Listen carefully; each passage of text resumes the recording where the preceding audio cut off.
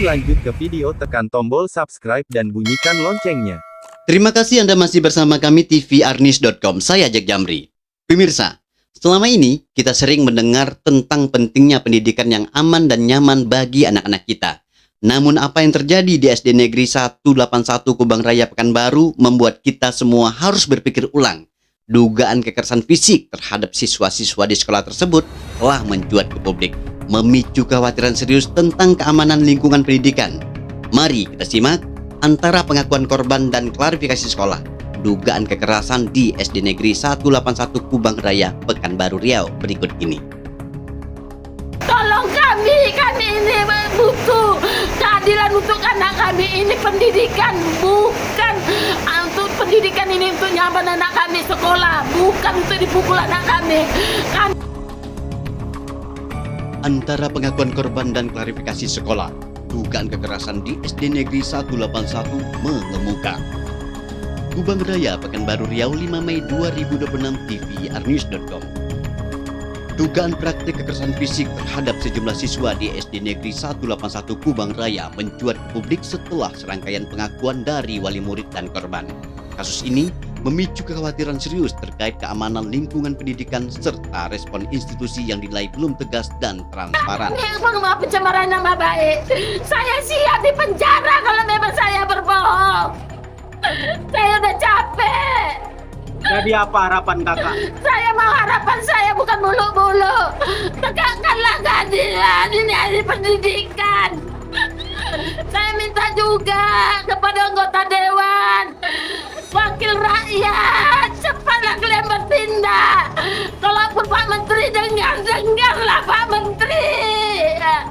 Jadikan kami. Anak kakak udah berapa kali dipukul sama? Udah sering juga anakku dipukul. Anakku tak dapat kasih sayang seorang ayah. Nggak ada dia dapat seorang ayah. Dari kandungan dia udah ditinggalkan ayahnya. Kenapa dipukul-pukul? Saya ada orang tuanya. Kalau ada anak saya salah, laporlah sama saya. Kenapa? Selama ini ada laporan dari sekolah? Enggak ada laporannya dong. Salah seorang wali murid, Juliana Rosliana, dikenal sebagai Butet yang juga menjabat sebagai pengurus komite sekolah, menyampaikan kesaksian emosional terkait dugaan kekerasan yang dialami anaknya, Muhammad Al-Fatih, siswa kelas 4E. Saya merasa tidak ada keadilan. Anak saya dipukul di kepala menggunakan tangkai sapu. Bukan sekali, bahkan beberapa siswa lain juga mengalami hal yang serupa. Ini bukan cara mendidik, ungkap Juliana kepada wartawan Senin 4 Mei 2026.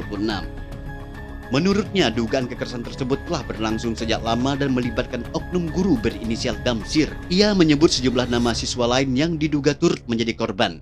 Di antaranya, Jonathan Fernandes, Dwigo Dirgantara, dan beberapa siswa lainnya yang mengalami tekanan hingga menangis di kelas. Juliana juga menyoroti adanya pertemuan dengan pihak sekolah yang dinilai tidak transparan.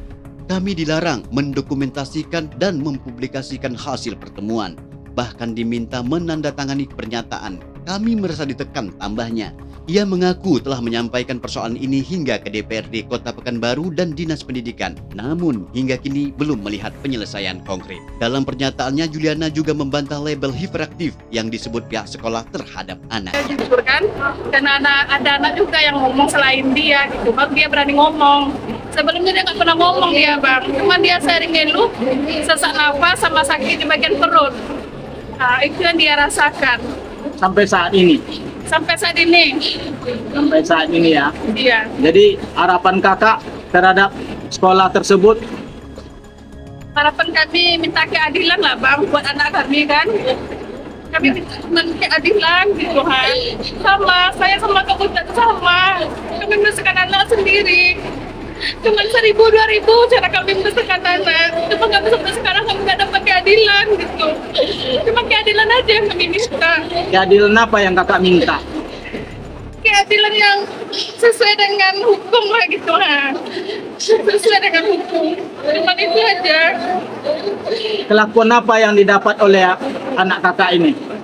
Dia yang paling sering dipukul bapak tuh. Dipukul bagian pinggang dan ditusuk di bagian perut. Tusuk pakai apa kak? Pakai besi. ditusuk pakai besi dia. Anak Jonathan, betul Jonathan dipukul oleh guru sekolah? Jawab. Betul. Apa? Apanya yang dipukulnya? Pinggang, Ah, perut, pakai apa? pakai besi sama kayu. Pakai besi sama kayu. Berapa orang itu yang terjadi? Semua kelas. Semua kelas ya dipukul ya. Nampak di mata? Nampak. Oke. Terima kasih. Kesaksian serupa disampaikan Rafni Delmi Susanti, orang tua Jonathan Fernandez. Ia mengaku terpukul setelah mengetahui anaknya diduga mengalami kekerasan fisik di sekolah. Anak saya bilang dipukul di pinggang pakai kayu dan ditusuk dengan benda besi di bagian perut. Sampai sekarang, dia sering mengeluh sakit dan sesak napas, ujarnya. Saat dikonfirmasi langsung oleh wartawan, Jonathan membenarkan perlakuan tersebut. Betul om, saya dipukul. Pinggang saya pakai kayu, perut ditusuk pakai besi. Teman-teman lain juga ada yang dipukul, kata Jonathan. Sementara itu, Ika Dwi Susanti, orang tua Dwi Godir Gantara, juga mengungkapkan hal serupa. Ia menyebut anaknya pernah dipukul, dijewer, serta mengalami hukuman fisik di kelas. Punggung anak saya sampai biru. Dia juga pernah dihukum fisik karena tidak membawa buku. Ini membuat anak saya trauma dan ingin pindah sekolah, ungkapnya. Ika juga membantah narasi yang menyebut anak salah satu korban bersifat hiperaktif sebagai pembenaran tindakan kekerasan. Setahu saya, anak tersebut berprestasi, tidak masuk akal jika itu dijadikan alasan, tegasnya. Kepala Dinas Pendidikan Kota Pekanbaru Safrian Tommy SSTP saat dikonfirmasi menyatakan bahwa pihaknya masih menyikapi kasus ini secara hati-hati. Begini, kami mendapatkan informasi di sekolah SD 181 yang informasinya yang kami temukan di lapangan bahwa murid diperlakukan diduga secara pemukulan. Gimana menurut Pak Kades ini? Sampai sejauh mana tindak lanjut dari Dinas Pendidikan Kota Pekanbaru? Ya, terhadap dugaan tersebut tentu yang pertama kita harus menyikapinya dengan sikap yang bijak ya, dan itu kita harus berhati-hati dengan dugaan-dugaan tersebut. Saya maksudkan di sini kita tentu mempedomani Permendikdasmen Nomor 6 Tahun 2026 tentang budaya sekolah aman dan nyaman. Di mana di dalam Permendikdasmen tersebut mengatur terkait peran kolaboratif ya, peran kolaboratif para pemangku kepentingan. Para pemangku kepentingan tadilah yang diharapkan dapat berperan dalam menciptakan budaya yang aman dan nyaman di sekolah, termasuk berkaitan dengan penanganan dugaan-dugaan yang disebutkan tadi. Nah, para pemangku kepentingan tadi siapa saja? Ya, di sana ada orang tua, ada komite, ya, ada masyarakat dan juga ada media. Masing-masing mempunyai peranan untuk bagaimana dapat menyelesaikan ya atau melakukan hal-hal dalam rangka menciptakan budaya sekolah yang aman dan nyaman. Jadi untuk langkah selanjutnya terkait udah viralnya kejadian di sekolah 181 ini, apa langkah selanjutnya yang Pak Kades ambil? Ya, tentu kita ingin memastikan bahwa apa yang dilakukan itu harus sesuai dengan Permendikdasmen yang kami sampaikan tadi. Keterlibatan pemangku kepentingan harus ada di dalam permasalahan-permasalahan yang ada di sekolah, setiap permasalahan yang di sekolah. Jadi sanksi apa kalau terkait dengan kejadian di 181 oknum tersebut? Ya, gimana? Ketika segala sesuatu terjadi tidak sesuai dengan aturan, tentu ada sanksi-sanksi yang akan diberikan sesuai dengan tingkatan ya, sesuai dengan peraturan yang berlaku. Jadi harapan Pak Kades nih terhadap Kepsek yang ada se Kota Pekanbaru Ya, harapan telah kita, terjadinya viral di SD 181. ya, harapan kita untuk seluruh sekolah ya, satuan pendidikan sekolah, tentu kita bisa mempedomani bersama Permendikdasmen nomor 6 tahun 2026 ini tentang budaya sekolah yang aman dan nyaman tadi. Nah, kita bisa memaksimalkan peran para pemangku kepentingan, berkolaborasi bersama ya dalam menciptakan budaya sekolah yang aman dan nyaman. Informasi ada dari Kasih Pendidikan SD sudah ke sekolah untuk melakukan pertemuan dengan pihak sekolah murid dan itu kenapa? Ya, yang namanya kita di dinas ini ya, apalagi ada bidang pembinaan SD, ya memang tugas kita tentu melakukan pembinaan ke setiap sekolah.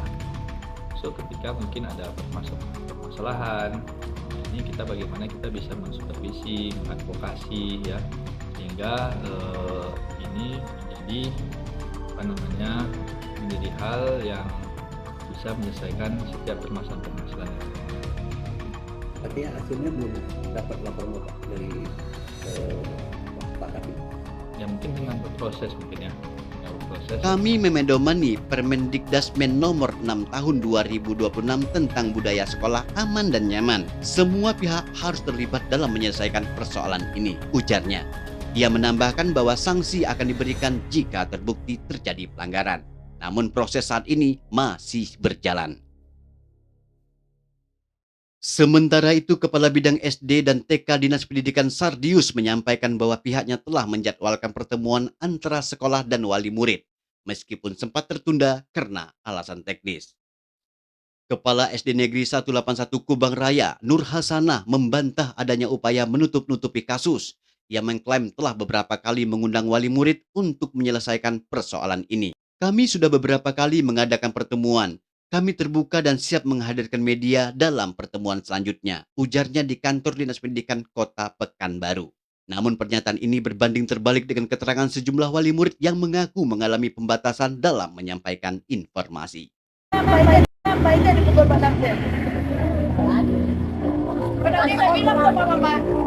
foto kemarin. Ada foto. Tapi ada foto kemarin yang dua biru di punggungnya itu. Itu dipukul Pak Damsir. Kenapa dia tidak bilang sama matanya kemarin? Diancamnya kok. Diancamnya. Jangan bilang sama mama. Itu nggak dengar. Oh, dia ribut. Iya. Nggak apa-apa. Yang di biru matanya itu dipukul loh. Pindah sekolah atau mana? Pindah.